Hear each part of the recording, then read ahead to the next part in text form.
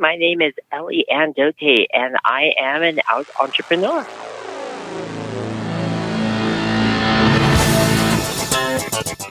Hello, Out Bosses. Rhodes Perry here, and welcome to this week's episode of The Out Entrepreneur, a weekly podcast where I get to interview today's most inspiring LGBTQ bosses crushing it in business.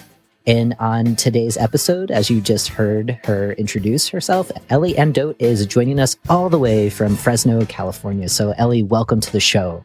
Are you ready to inspire fellow Out Bosses? Yes, I am. This is an honor to be on your podcast. Yeah, well, it's an honor to have you here. And just for our listeners to get a little bit of a flavor of who you are. So if you will allow me to read your bio, here we go. Ellie is the founder and owner of Ellie Girl Creations, a marketing firm in Fresno, California. And her firm specializes in helping small business owners understand their identity as the basis for their entire marketing campaign.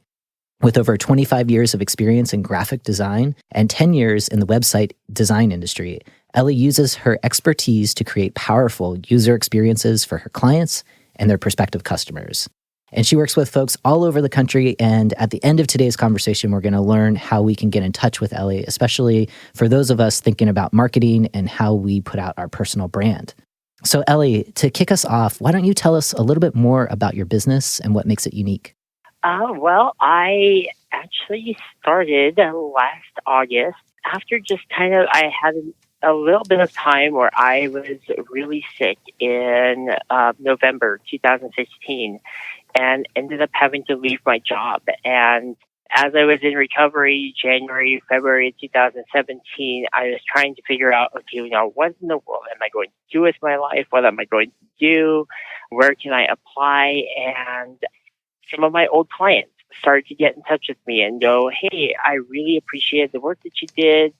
And so would you be willing to do some work on the side for us? And so I agreed to, and then as that started progressing, I said, why don't I go ahead and get my business license so I at least am doing this legally, because these companies are going to be filing their taxes and reporting that they paid me, and I just need to make sure that that's all legal.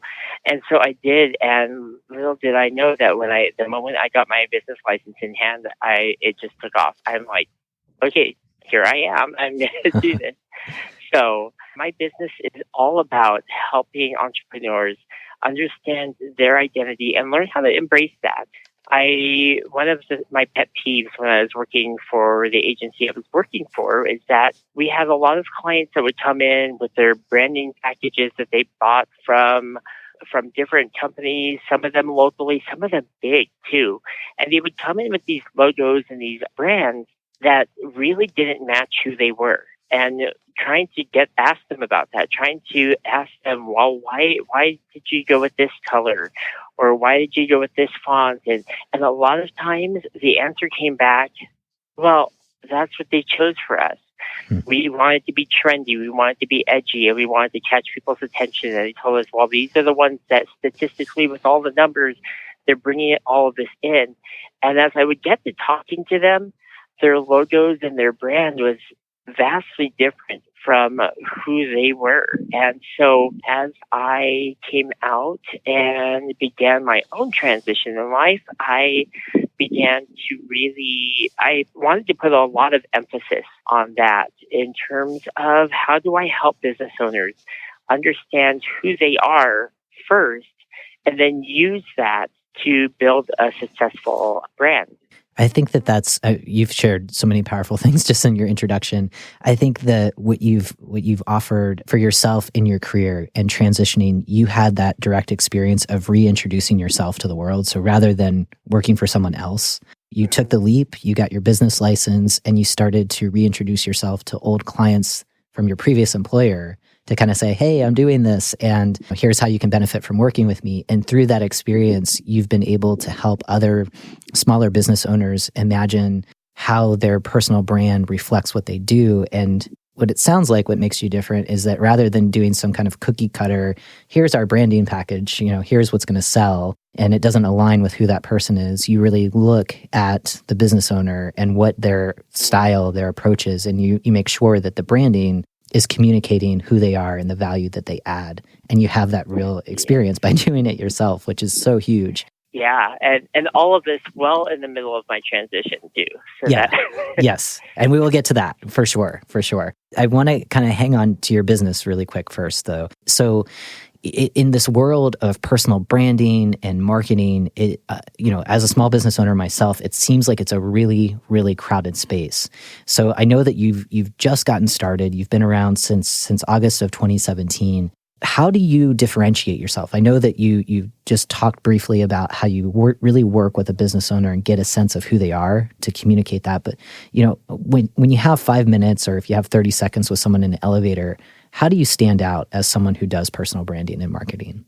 I really try to put a huge emphasis on what are your dreams, what are your passions, what made you get in business in the first place, what is your why, and understanding that, and we try to capture that. I mean, let's face it, when we get into business, we don't wake up in the morning and go, well, I don't really know what in the world I'm going to do. I don't have anything else, so I guess I'll start this business. As an entrepreneur, you have a passion. It takes a lot of work. It takes a lot of heart and energy in order to start your business. Being able to capture that and understand that, I work really hard to try to make sure that my clients are reminded every time they look at their logo, every time they look at their brand, this is what we stand for, and this is what we're all about. And being able to show that to the world is something that's really important to me. It's not just about numbers and trying to get people to click and attracting people. It's about introducing you to the world without just blending in and being just like everybody else. Yeah. The essence of what you said is having those real one-on-one conversations and forming a relationship with your client, right? Like, how many people stop and really say, who are you in the world, and, what is driving you, and kind of going back to basics, which allows you to do your best work. And, I think kind of you had referenced some of these bigger, well-established firms that do, personal branding and marketing that can feel a little impersonal, right? Even though they probably have the research that says if you use gold, you're going to attract like your ideal, whatever the thing is.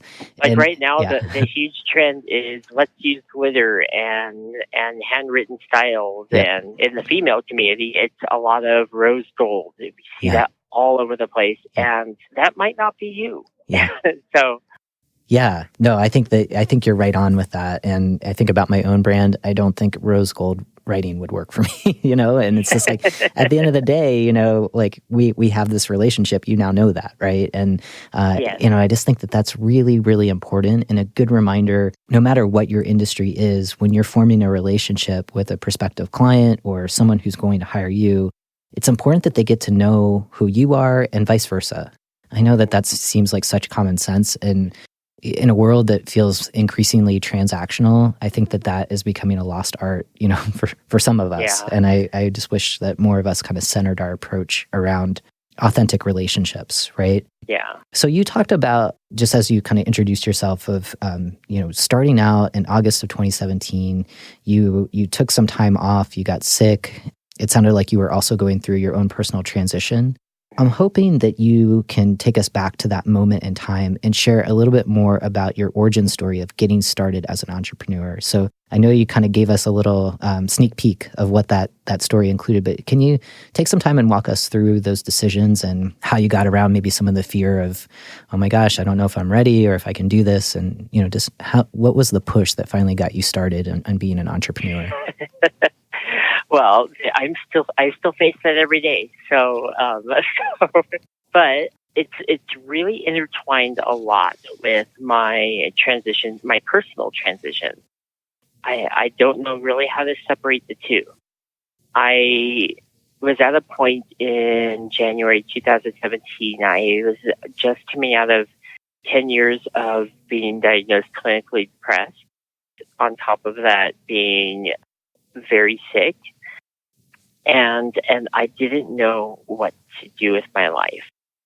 I knew that I was struggling with stuff. I have been struggling with my own identity for most of my life. it was around that period of time that everything just started coming together. I started getting those calls from clients asking me to do this work or that work, and I started taking them on. And so I went that route with my business. As I started getting those clients in, it really reemphasized to me, I don't need to work for an agency to do this. I can be my own agency. Yeah. At the same time, I was really struggling with, but who am I? Yeah. And having to come to terms with, I think that I was supposed to be a female. I think I was supposed to be a woman. Yeah. And so going through all of that at the time, about January of last year, trans wasn't even in my wheelhouse of thinking. It wasn't something that I was like, oh, maybe this is me. I had no clue whatsoever. I was just frustrated with life, frustrated with all sorts of things. It took me Googling my feelings to try to finally find out that, hey, I am not alone. That was a huge thing. In the middle of finding my place as I can do this, I can be my own boss, I can start my own business, I was coming to terms with, hey, but this boss, this person that I am, it's a woman. It's a businesswoman. And so it all just kind of came to be at the same time. That's amazing. And I thank you for just being very honest about your story, your personal story of overcoming clinical depression, of really looking at the core of who you are and realizing your gender identity, and coming to terms with the process of transitioning, of living authentically, and no doubt then considering your work, and how you can align your authentic self with the work that you're doing in the world. And much of what you're talking about, it just reminds me of, I wrote a blog for my own business website about a personal reflection about how much transitioning your gender is so similar to transitioning from being an employee to being an entrepreneur. Just some of the things that you were saying, I pulled up this article, but there are a couple of things that I think are relevant to this conversation, which is just following your heart, doing what it takes no matter what. There's a lot of risk that's involved, obviously, with transitioning your gender, and certainly, taking that risk to make the leap of being an entrepreneur and taking 100% responsibility there.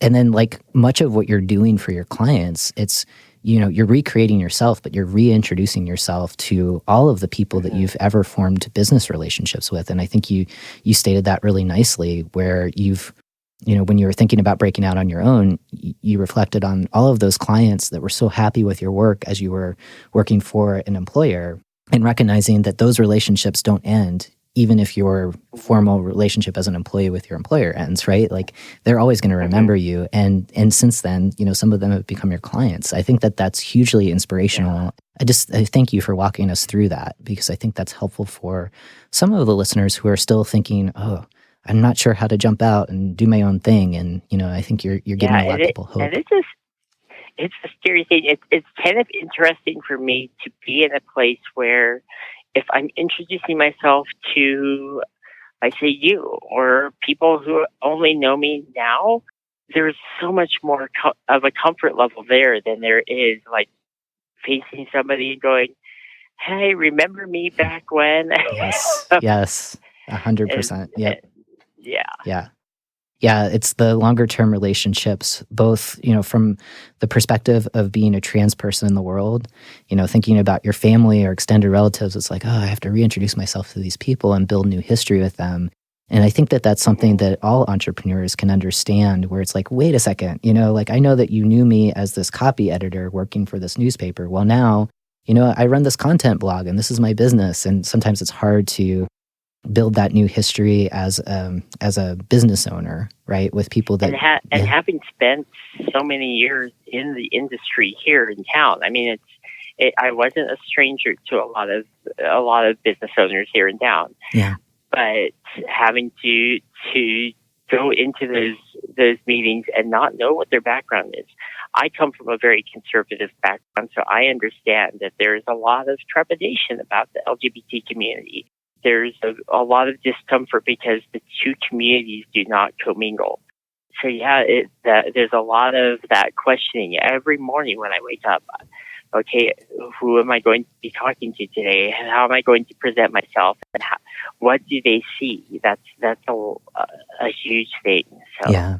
And I think the nice thing about what you're describing, where, you act in many ways as a translator or as a bridge, right? And I think that's a common narrative, although different for trans folks. It's, we were assigned a sex at birth, right? And that doesn't align with our gender now, right? And so we have those experiences of being perceived as a gender that's not our own, right? And similar, like what you're talking about with the shift in communities too, is that being raised in a more conservative community or living in a more conservative environment and being connected to LGBT communities, you can see different perspectives and you can be a good translator in that way. And I think that's super valuable in business and, with the people that you're working with. And I think that leads to the next question that I have for you, which is, in your own business, you've certainly worked for other people, right? You've certainly been in cultures that have been more inclusive. You felt like you belonged maybe, and you've probably felt the opposite of that, right? And I'm curious, I know that you're just getting started in your own business, so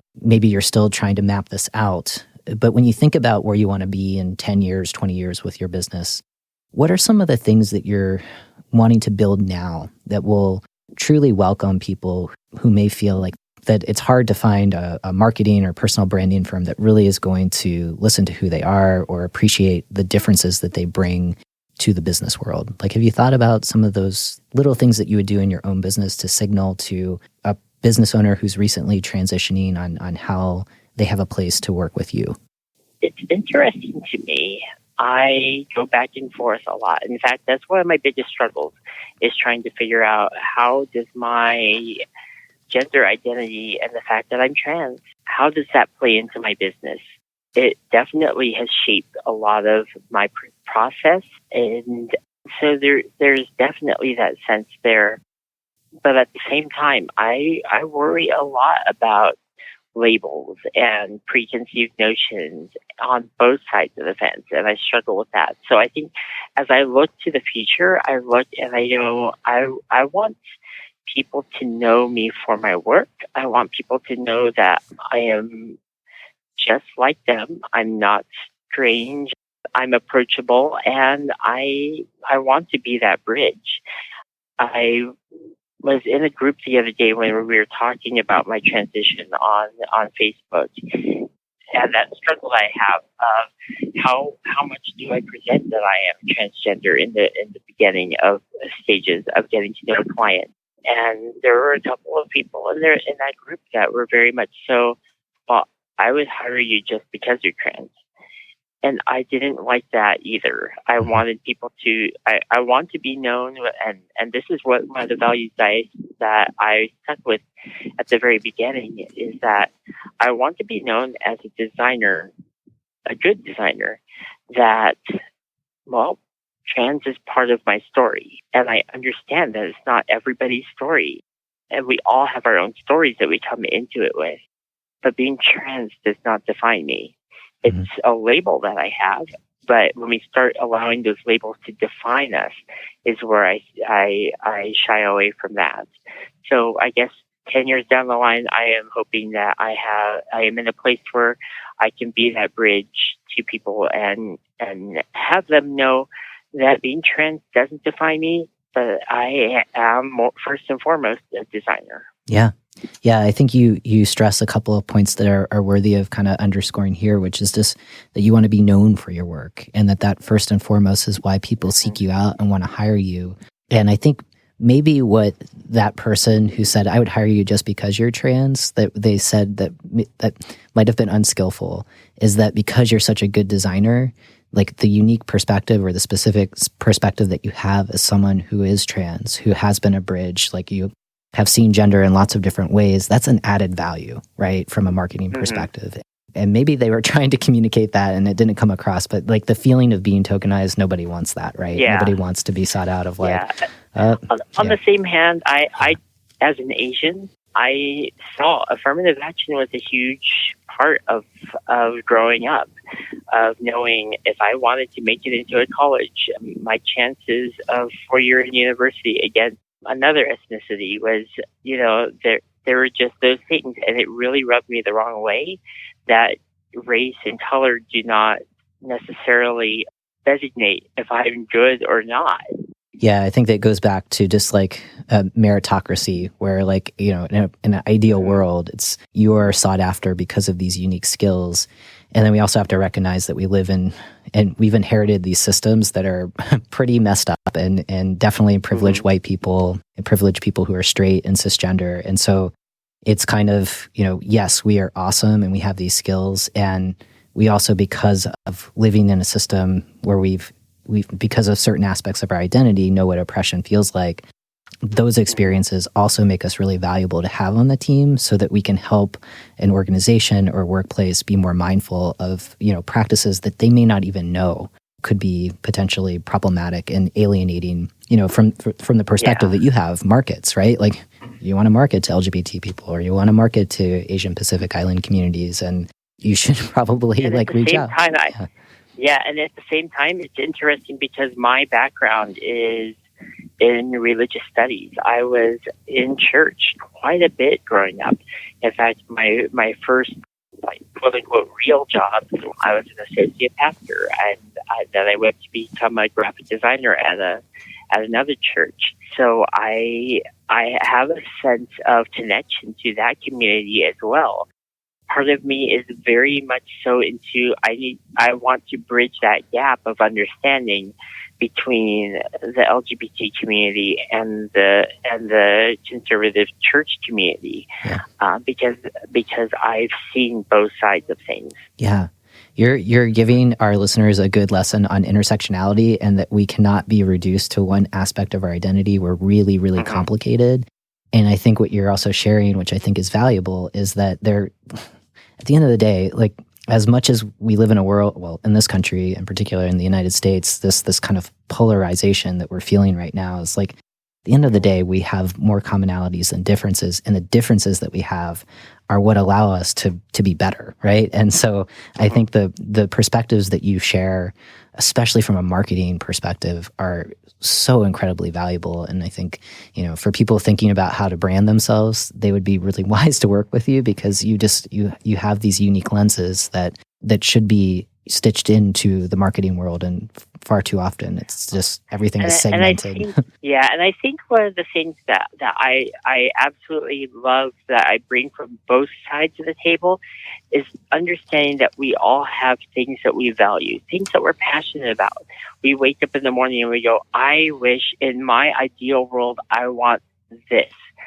And when we understand that everybody has those values, that everybody is out looking for an ideal world, then it changes a lot of things. We don't wake up in the morning and we go, oh, this group of people is out to get me, and this out, when we wake up with that mentality, then that's a hard place to live. It's an angry place to live, and it's not what I'm all about. So. Yeah. Well, I think this is a great stopping point, because we're going to go to a quick sponsorship break. And when we come back, we're going to talk more about what brings you to the Rainbow family. Aspiring out bosses, are you struggling with taking that first entrepreneurial leap? Does the imposter syndrome prevent you from getting started? Have you considered seeking support, but you're just not sure where to turn? Look no further. The Out Entrepreneur now offers a coaching and mentorship program where you can access support and strategies to shift your mindset from employee to entrepreneur. If you're looking for accountability and a mentor who successfully busted out of the 9-to-5 lifestyle, let's schedule a time to talk today. Visit www.outentrepreneur.com and look for show notes from today's episode to schedule a call. Again, the URL is www.outentrepreneur.com. Together, let's welcome you to the wonderful world of being an out boss. Okay, Ellie, we are now back. And so I wanted to jump in a little bit more and talk about most likely your days of working for someone else. Maybe as you were coming to terms with your gender identity in particular, where it may have been challenging for you to be your authentic self in work. So can you think of an example maybe more towards the end of where you were working, or even now, as a business owner, where you have to negotiate, do I share a part of my gender history with my client? Is that relevant? How do I negotiate that? They just said something transphobic, like whatever the thing is. If you can share maybe one example, I know that will help a number of our listeners who still struggle with that in their day-to-day work. Oh, goodness. Well, for me, I didn't begin my transition. I didn't even discover that until I was out of work. And so I never had to deal with the whole transitioning in a workplace situation. I will say that one of the things that was increasingly frustrating to me was having to try to fit within a work culture. Having worked in a technology firm, we were mainly male-centric. And so I tried really, really hard to be a part of that culture. I had no clue about sports at all. That was not me. But I ended up starting to watch baseball just so I could fit in. I ended up trying to follow politics because I wanted something to be able to converse about. And so that was really a huge stressor on my life. I found myself getting angry all the time because I was listening to talk radio to try to form an opinion. I found myself trying to watch sports and become involved, but frustrated because I didn't know what was going on. And so there's all these different gender roles that come into the workplace, and we try to fit in. Having come out now, I've been incredibly blessed by being able to be a part of some wonderful, wonderful women's organizations, both locally and on Facebook, who have been very inclusive and surprisingly so. My first venture out into that was very intimidating. There was a female co-working space that was opening up here in town, and they haven't yet secured a location. They were just meeting in pop-ups here and there around town. And I remember the first time I attended one, I messaged the owner of the group, the founder of the group, and it went back and forth. Are you sure that I'll be welcome there? Are you sure it won't be awkward? I don't want to make it awkward for anybody. There is a lot of trepidation that goes into that, but they have become my biggest allies, my best friends. So it is absolutely wonderful. I have been absolutely blessed to have that community around me. Yeah, I think that what you're talking about kind of before the co-working space, that pressure to fit in is what so many people feel. I mean, even the most, you can kind of look and critique white men who are leading organizations, and I can guarantee you can interview some of the most enfranchised guys like that, and they still feel that pressure of having to conform or to mute or censor some parts of who they are to ascend in an organization. And at the end of the day, like you so eloquently said, that creates a stressor, right? And that limits your productivity. You're spending too much time thinking about what are other people think? What's Bob thinking about my performance? And am I engaged in sports enough to be liked and get promoted? And that's just, when we talk about it, we know that that's limiting, and yet it's still that kind of behavior, that culture exists. And coming at it from a transitioning standpoint is it really, really interesting for me. I was talking with a friend of mine this morning about I still have this trepidation of what's appropriate and what isn't appropriate because I bring my male gender roles, what I learned as a male, into the equation as well. I tend to be a very emotional person. I thrive on emotional friendships and relationships. For the longest time, I was told we don't talk about feelings as women because that's not appropriate. They might get the wrong idea, and then they start becoming vulnerable, and we've opened up these things. And to me, having those relationships now where it feels like it should be completely appropriate, I bring in that worry of, is it? Because I'm still transitioning, and the gender roles that we place on ourselves is a huge thing. Yeah, and I think we see as trans folks and non-binary people, we see the trappings of gender that aren't just limiting for us, especially before we transition.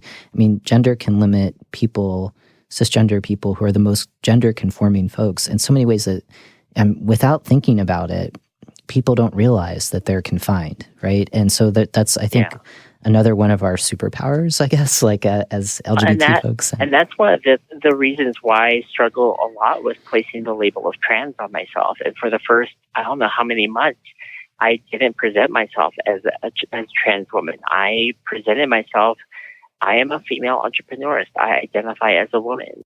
I didn't bring the trans portion of that into my identity until people started getting to know me. And it was almost like it was an apology. Like, I just need you to know this because it's on the top of my head. I need you to know. Yeah, and I think you speak really nicely to how we relate to our gender histories. You know, for some folks within trans communities, that's what we lead with. You know, I mean, being transgender is a really integral part of who we are. And for other folks, for a variety of reasons, and I think safety and job security are probably two of the biggest, where if there's the ability, if you have that ability to pass, it's not something that you have to lead with or explain why people are confused by how you're presenting your gender. There's a lot of privilege within that. And yet, even when you have that privilege, it's still not quote unquote safe, right? There's still the fear of, after disclosing our gender history, some of us may be fired, you know, simply for being who we are in the world. And that's especially true in states that aren't like Oregon or California, where you have these protections on the books. And I think that, I don't know if it's just abnormal that I haven't encountered any of that. I watched the show Locked to Transition, and seeing the different things that these people in transition are dealing with out in public, any of that. And I've been, I guess, extremely lucky to not have had that. But at the same time, if I could present as female 100% of the time, I probably would. But in my head, I'm still transitioning. Mm-hmm. I'm still not female enough, and there's times when I allow that narrative to just pop up in my head a lot, and so I feel like I need to quantify that to just get it out there and say, okay, otherwise this is going to be really, really awkward. Yeah. That relationship to your trans identity, you know, will forever evolve, right? And that evolves for all of us. And certainly, you know, when trying to make real connections, so whether it's with a client or with people in your life outside of work, it's about trust. I'm, you know, thinking about intentional disclosure. Do I trust this person with this information? And that's a risk, you know, just like entrepreneurship is a risk. How they receive it and handle it, that's, you know, you don't have control over those reactions, right? You know, I just think that, you know, it's something that is certainly a challenge, you know, just as being trans. But there's also a lot of power to that as well, you know, for people who positively react to it and understand some of the unique value that we bring, whether it's just in conversation about the world and certainly in business. And so I think that that's a good bridge for my next question, which is probably my favorite question of the show. And I think you've already hinted at some of these. But because of your lived experiences, and especially, you know, what brings you to the Rainbow family as being someone who's trans, what do you think might be some of the superpowers that you have in business because of those experiences? The biggest one is that I have seen both sides of the picture, both conservative and now being a part of the LGBT community. I'm able to relate to both sides, and that is a huge, huge thing. I was at a very private or conservative Christian university down in Southern California, and I still remember when an openly gay person, male, wanted to get a job as teaching psychology on campus, and the school said no, and the professor proceeded to file discrimination lawsuits, trying to get the school to lose its accreditation, all of this stuff. And so within that community, within that conservative community, there's a big sense of we find ourselves needing to hold on to our values because the LGBT community is out to attack us and get us shut down. And the feeling is mutual. On the other side, we see Christians holding to their values and going, they just don't want to accept us. They're They're bigoted. They're, and there's no sense of communication, only litigation. And that builds up a lot of walls.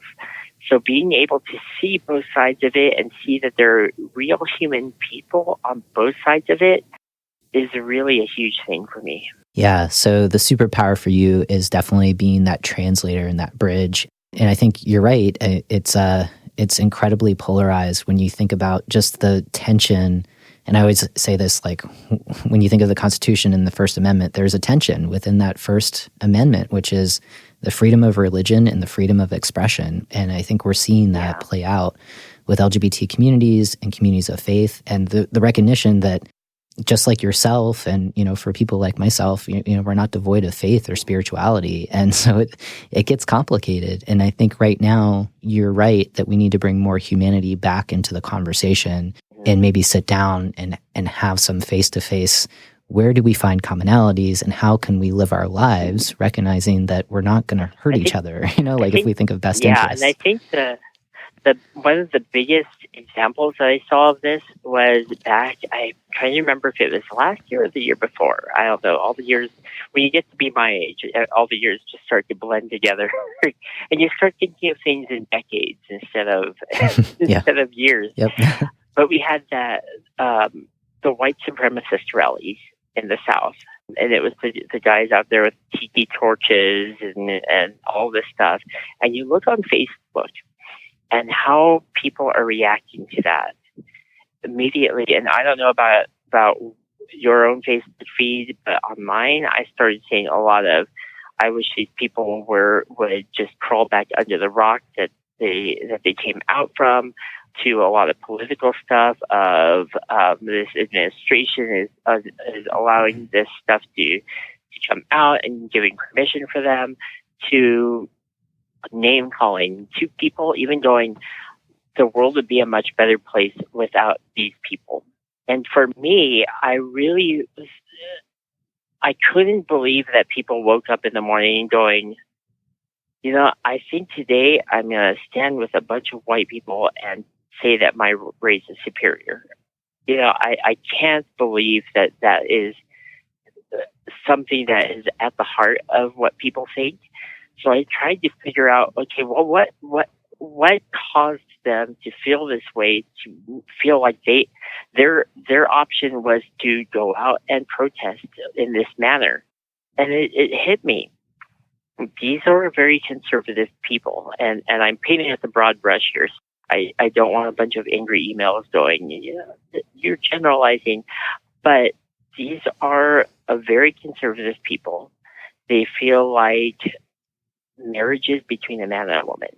They feel like prayer should be in school. They feel like God should be at the center of everything, including government. And one by one, all of these values that they held strongly to, a lot of times it's because they've had experiential knowledge of it. Maybe they've down to the field at the Billy Graham Crusade, and religion saved them from a life of drugs and alcoholism. Whatever the case, I've heard stories like that all the time. There's experience behind this, and they're holding really strong to these values. And one by one, they're legislated away from them. The last straw was this statue of Robert E. Lee. It seemed insignificant to us, but it was it was building and building and building. And if we started to understand, let's have these discussions so they can understand where we're coming from, instead of just saying, I'm going to take you to court and you're just going to lose the right to believe that. That was true in Prop 8 when all of that was going down, and there were people that were threatening churches. As soon as gay marriage is legalized, we're going to force your pastors to marry us, or we're going to get you shut down. There's a very real sense there that this is a very us versus them mentality, and both sides fail to see there are people behind it. There are reasons, there are passions, there are experiences, traditions behind this that people are holding on to, and it's not because they're out to say, I need to get this other group of people. it's because they're holding tightly to something that they value. Yeah, I think the legacy of white supremacy in this country and the lies that have been perpetuated to white people that they are superior to people of different races is wrong. And the legacy of white supremacy that communicates to people of color that they are lesser than white people is wrong. And the fears that pop up when people have to confront those lies is where we're seeing this tension. And I agree with you that like one-on-one conversations with people who have different beliefs and different values and understanding history from different perspectives is really key and certainly missing in our public education system right now. And I think that alone is a conversation for another show. And I want to be mindful of our time right now. And so I think this conversation is worthy of something that we can explore maybe in another podcast episode, but it's really important to kind of go back to the sense that there's real fear of people who are different. And if you don't have exposure to communities that are not like yours, that fear gets justified. And I think in the context of this show for LGBT people, many people do not know us. They do not understand us. And one of the goals of this program is to really lift up our stories and to show how we're contributing in positive ways to the economy and to the world in so many respects. And, you know, business owners like yourself and so many other bosses out there are just kicking butt and making the work, solving problems that so many of us have. And I think for what you do in personal branding and marketing, oh my gosh, they're like, I think the value that you bring and the work, your expertise is really, really key. So Ellie, before we end, I want to go into a few bonus round questions. So you're just going to answer a few questions with a quick word or a phrase at most so we can get through the questions. So the first question for you is, finish the sentence. As an out boss, I believe that we are all equal. Nice. Okay. Can you share one personal habit that helps you master yourself and your business? Choose happiness. I love it. Stay positive, right? Okay, so 2 more questions for you. The first is, can you share one piece of advice to inspire the next generation of out bosses to take that first entrepreneurial leap? My biggest thing is to not let labels define you. Yeah. We need to overcome labels. Yeah, absolutely. Absolutely. Ellie, so this is our last question, and I wish we had probably another hour or two to continue talking because I feel like we're just scratching the surface here. But, you know, I really thank you for all your contributions, and I want to know one way that we can stay in touch with you so our audience can find you and your business after today's conversation. Well, I have my website, elliegirlcreations.com, and I'm also on Facebook and Instagram as Ellie Girl Creations. Yes. Awesome. So we will definitely include that in the show notes. And for Out Bosses, thank you so much for tuning into this week's episode. It is always my privilege to connect with you and so many inspiring Out Bosses like Ellie. So again, for details from today's conversation, please go ahead and check out the show notes at theoutentrepreneur.com. That is www.outentrepreneur.com. As a next step, consider subscribing to the podcast on iTunes or wherever podcasts are found, and consider leaving a rating and review. That's the best way to get the show known and out into the community. If you want to join our listserv, go ahead and text into your phone the number 444-999 and then write Out Boss, and we will get you plugged into finding the show online. And for now, like always, keep being your authentic selves 100% of the time.